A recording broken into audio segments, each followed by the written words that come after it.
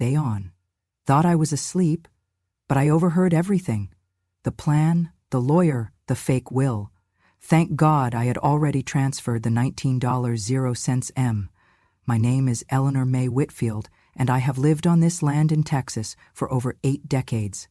That afternoon my eyes were closed, but my hearing has never failed me, and what I heard in those next minutes burned itself into my mind so deep I could feel each word like a nail driven into old wood. Old witches asleep again. I wish she'd just die in her sleep. Melissa's voice was sharp enough to cut glass, dripping with the kind of spite only someone who's never lifted a finger for you can muster. Daniel, my own flesh and blood, didn't even hesitate before adding his poison. She has to do is sign this paper, and we can finally move her into a nursing home. The $19 million from selling the land will be ours. There was a third voice I didn't recognize at first. Smooth, calculated, the kind of voice that always sounds like it's smiling even when it's not. At that moment I didn't know his name, nor did I care. He was just another stranger in my living room, whispering poison into my son's ear. "We'll make a new will," the stranger said in a low murmur. "We'll write it so she leaves everything to you both. She'll never notice. She won't read it carefully." Melissa gave a short, cruel laugh. "Oh, please. She thinks the internet is some kind of farm tool. If she sees her name, she'll sign."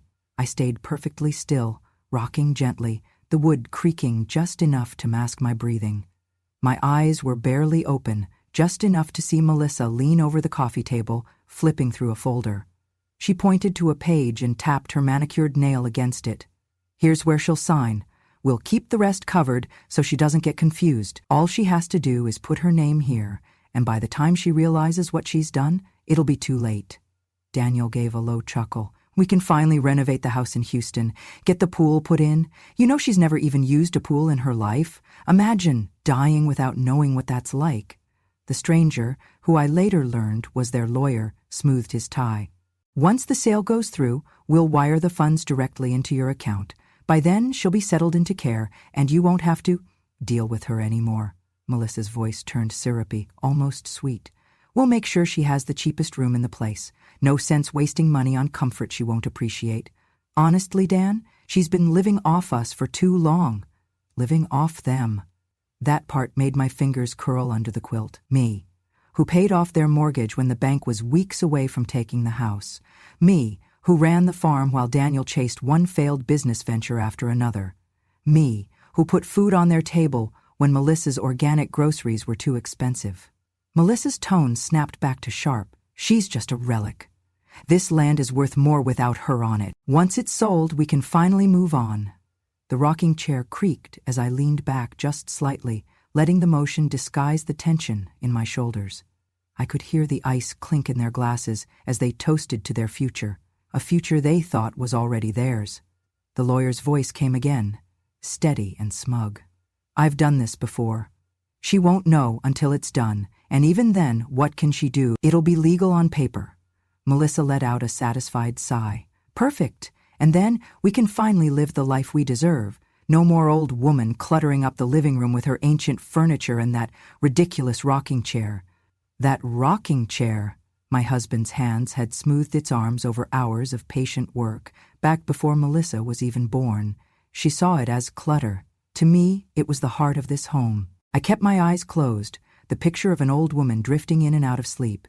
But inside, I was as awake as I had ever been in my life.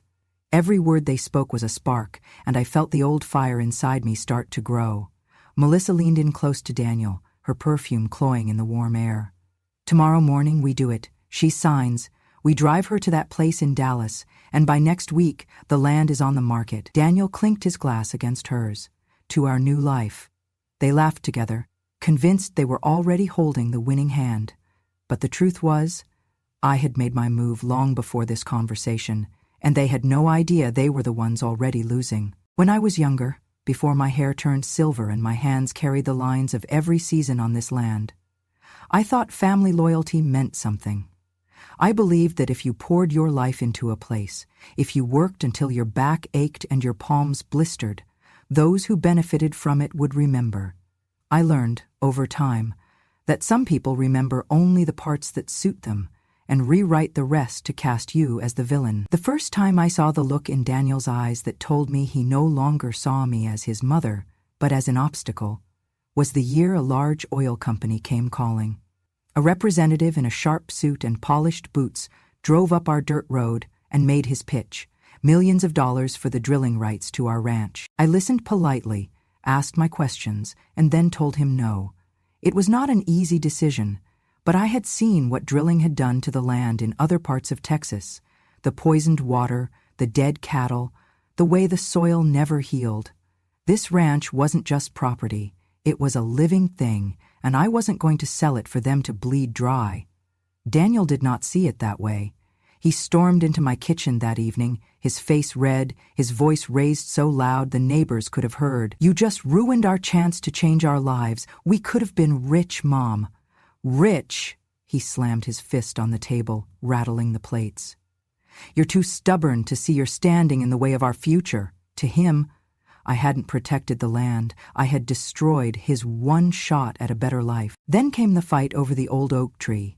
It stood in the front yard, its branches so wide they shaded half the house in summer. My husband used to say it was older than Texas itself, a witness to everything we had been through. Melissa wanted it gone.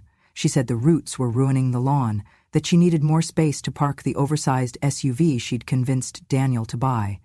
I told her no. That tree had stood for over a century, and it would stand until nature decided otherwise. Her reaction was instant and venomous. "You're just being difficult because you hate me," she snapped. "You're stuck in the past, clinging to some ugly, old, useless thing just to spite me." I didn't bother explaining that my reasons had nothing to do with her and everything to do with preserving a piece of our history. She wouldn't have heard me. The worst insult, though, came wrapped in something that was supposed to be a gift.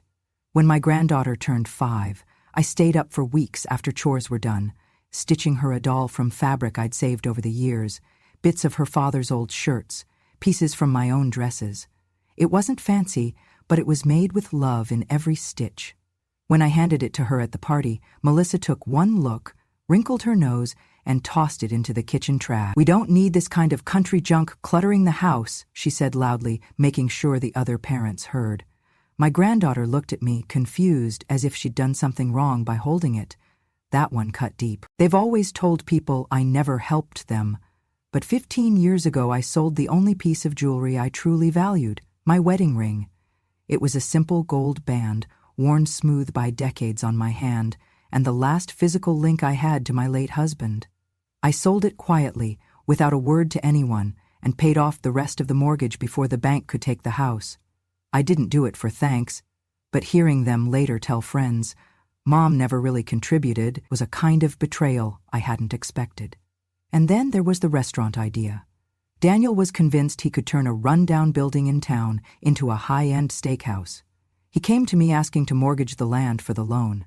I'd run the numbers myself, knew the margins in that business, knew the debts he already had. It would have been a disaster.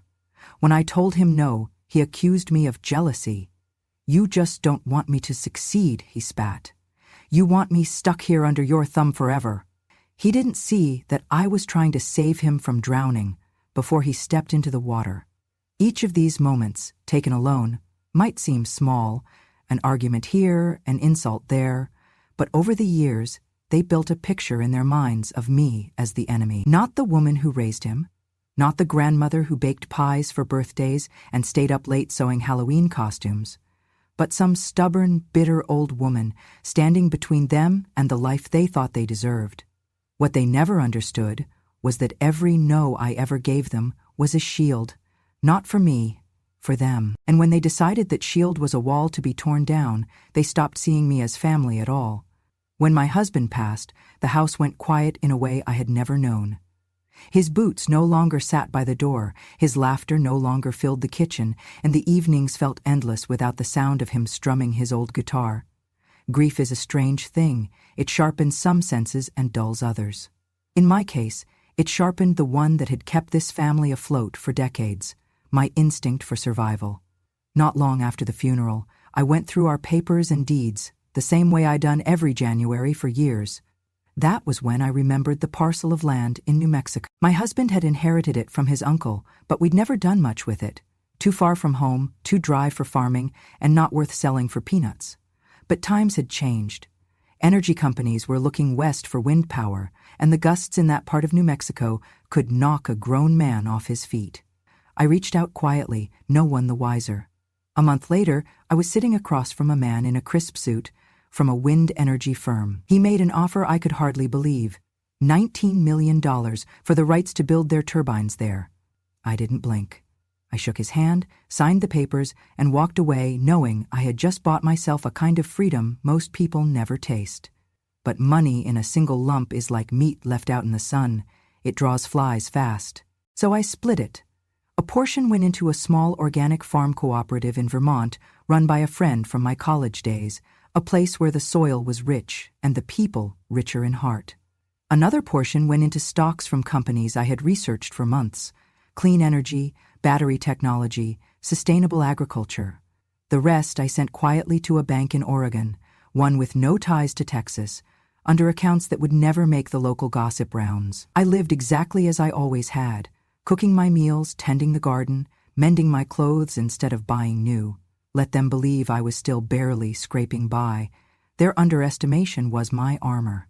Then came the decision that would be the final nail in their coffin, though they didn't know it yet. One late autumn afternoon, I drove into town, went to the notary's office, and signed the transfer of this Texas land, the land they thought was their golden ticket, to the Natural Heritage Conservancy.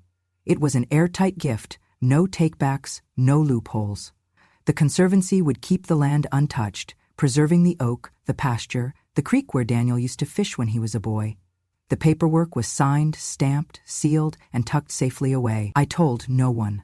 Not my neighbors, not the preacher, not even the friends I still spoke to on the phone now and then. The fewer who knew, the stronger the blow would be when the truth came out. For the next few years I endured their sighs when I couldn't pay for new curtains, their eye rolls when I brought vegetables from my garden instead of store-bought pies to Sunday dinners. I let Melissa brag to her friends that they'd inherit the whole place soon enough, smiling quietly when she thought I wasn't listening.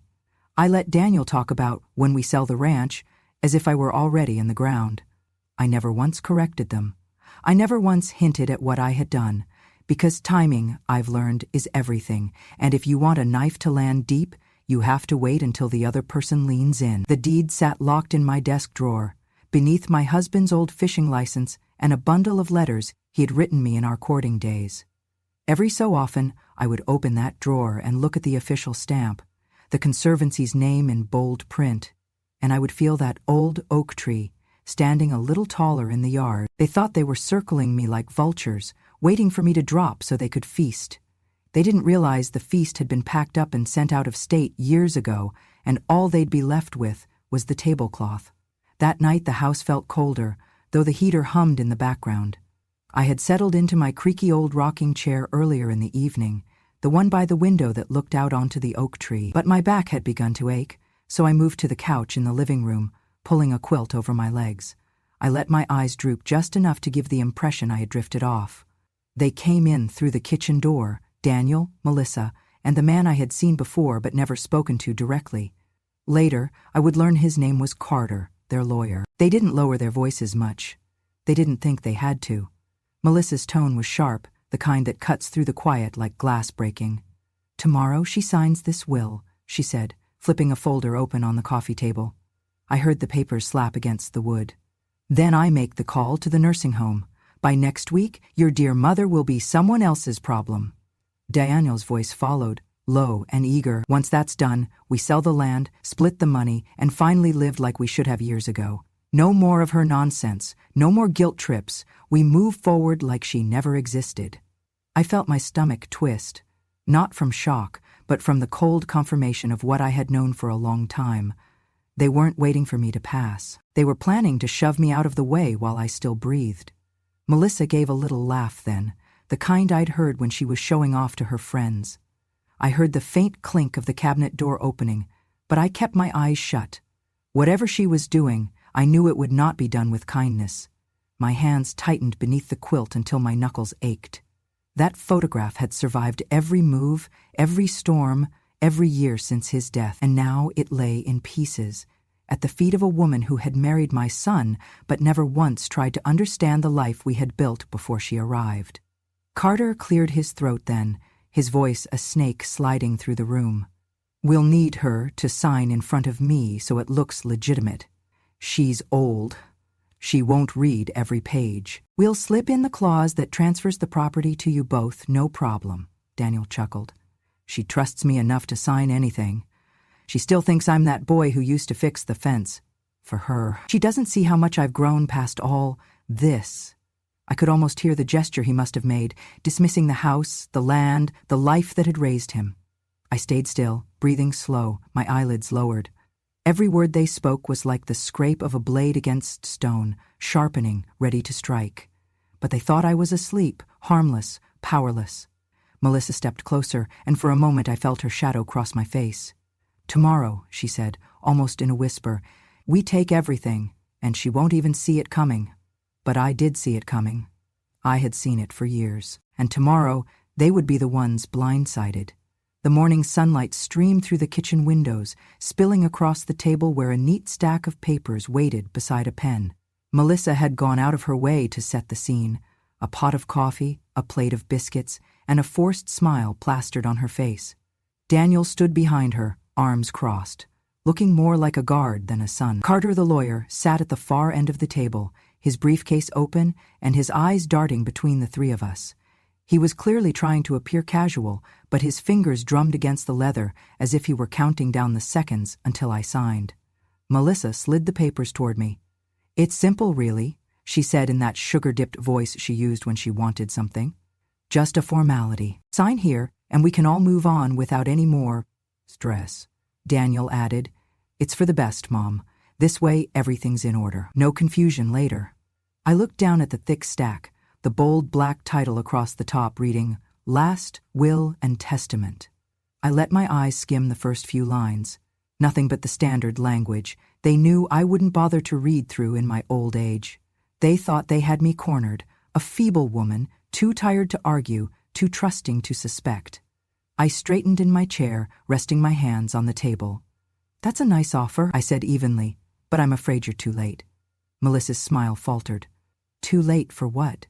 I reached down into my worn leather bag and pulled out a single envelope, the kind that bore weight far beyond its paper. I laid it gently in the center of the table, then pushed it forward so Carter could see. He leaned in, eyes narrowing at the seal and the official notary stamp. The moment he read the heading, the color drained from his face. This, I said, my voice steady, is the signed, notarized deed of gift for the property. As of last week, this land belongs to the Natural Heritage Conservancy, not to me, and certainly not to you. Melissa's jaw dropped. Daniel blinked, then leaned forward as if getting closer would somehow change the words printed in bold. Outside, a gust of wind rattled the window panes, as if the land itself had something to say about my decision. Melissa's fingers twitched on the table, like she was trying to grab at something that had already slipped through her hands. You gave it away? His voice cracked. I allowed myself the smallest smile. Yes, to something worth far more than greed. Melissa's hands flew to the papers in front of me. But the money, I cut in, was never yours to take. Long before this little family meeting, years before either of you thought to circle me like vultures, I had already made my own plans. I sold a separate parcel of land years ago in New Mexico for $19 million. That money has been long invested, spread out far from Texas. You were fighting over something that was never even here. Carter cleared his throat, gathering the fraudulent will and slipping it back into his briefcase without meeting my eyes. The man looked like he'd just been told the jury was back with a guilty verdict. Melissa's face was pale now, her hands clenching the edge of the table. You can't just... I can, I said softly. And I did. Daniel's face had gone red, a vein in his temple throbbing. For once, he didn't seem to have words. I let the silence stretch until it became unbearable, then rose from my chair. You should have been careful what you plotted in my house, I said, looking at each of them in turn. Because sometimes the person you think is asleep is wide awake, and with that, I tucked the envelope back into my bag and left them sitting there, surrounded by the bitter taste of a plan undone. By the next morning, the ripple had already turned into a tidal wave. Word spread fast in a small Texas town. But when that word carried a $19 million sting and the scent of betrayal, it spread like wildfire. The investors, the ones Daniel and Melissa had been bragging to for weeks, were the first to pull out. One curt phone call from their representative was all it took. Given recent developments, the voice on the line had said, "We will not be proceeding with the purchase or development. We wish you the best." It was the kind of best that meant you were finished. By noon, my phone, the one I rarely used, began to buzz with calls from people I hadn't spoken to in years. Some were neighbors who'd heard the gossip. Others were old friends who had seen my name in the headlines. The Texas Chronicle ran the story first, splashing my photograph across the front page. 82-year-old woman outsmarts family's attempted land grab. The article laid it all out: the secret plan, the fake will, the last-minute property transfer to the Natural Heritage Conservancy. They didn't hold back on naming Daniel and Melissa either, noting their attempt to defraud an elderly relative and their subsequent public humiliation. But what the paper didn't need to spell out, the internet gladly supplied.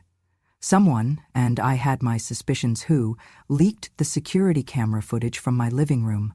The grainy black and white video showed Melissa laughing cruelly, tossing my handmade gift into the trash. Caught her leaning over to Daniel and saying something that, even without audio, looked ugly. Then came the clear shot of her taking my wedding photograph from the cabinet and smashing it on the floor. Within hours, the clip was everywhere: Facebook, Instagram, TikTok. People slowed it down, zoomed in, added captions.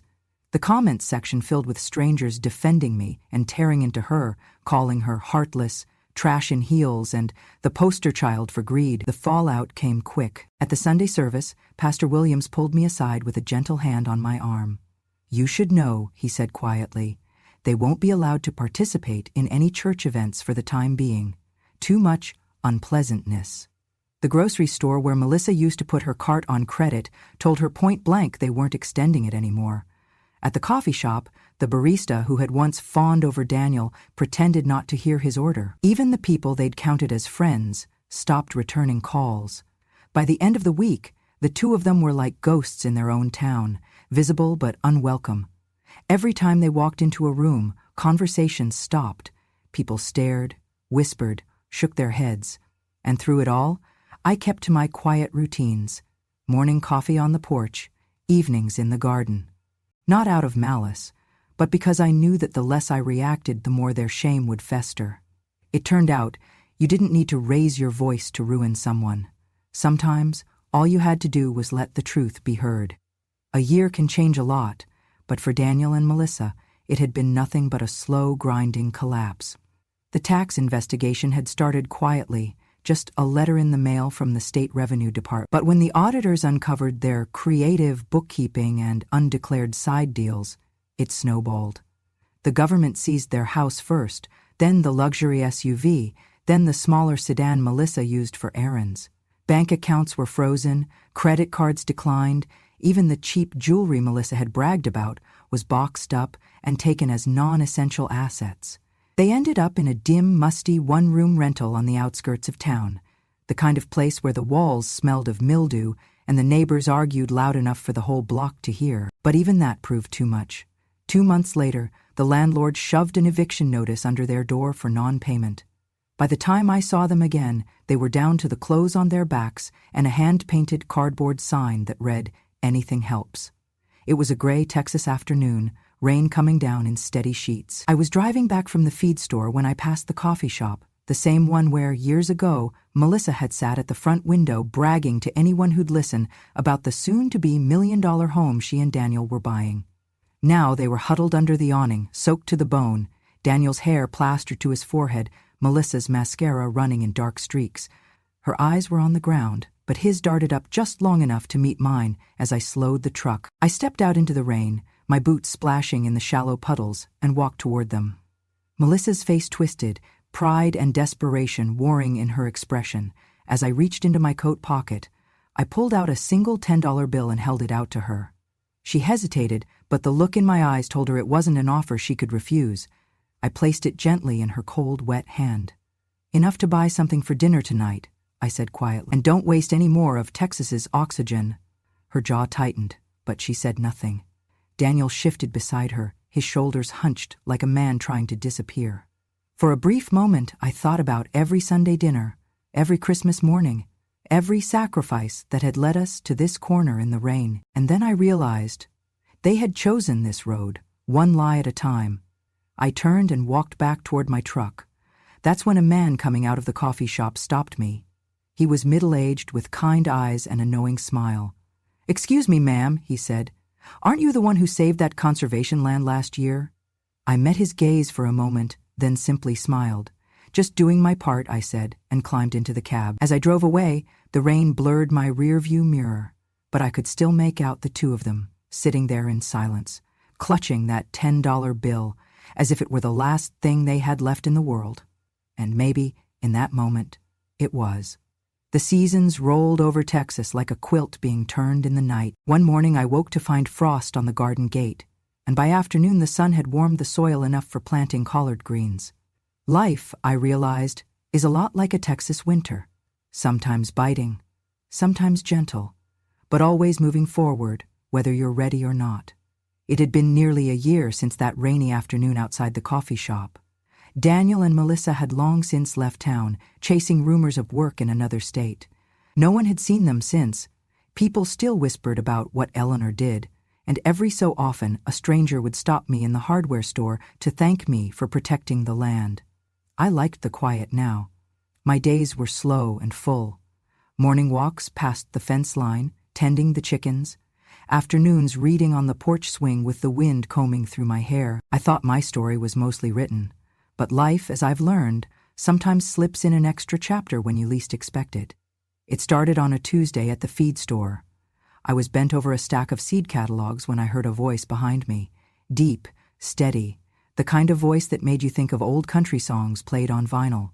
"Excuse me, ma'am," it said. "Do you know if this brand of feed's any good for layers?" I turned and found myself looking into the bluest eyes I'd seen since my youth. The man was tall, weathered by sun and wind, wearing a straw hat that looked older than some of the clerks in the store. He held a bag of chicken feed in one hand and a pair of work gloves in the other. "Depends," I said, straightening. "How spoiled are your hens?" That made him laugh, a warm, unhurried laugh that seemed to come from somewhere deep inside. "Spoiled enough to think they run the place," he said. His name was Henry Callahan. He'd grown up a county over, served 30 years as a park ranger, and had recently moved back to the area to take care of the old family homestead. We ended up talking about soil quality, predator fencing, and the best time to plant tomatoes until the store clerk coughed politely to remind us other customers were waiting. Over the next few weeks, I started seeing Henry in all sorts of places. The farmer's market, the post office, even out by the conservation land I'd donated. He never pushed conversation, but he always seemed glad to see me. We'd walk a few fence lines together, pointing out birds or wildflowers, and I found myself laughing more than I had in years.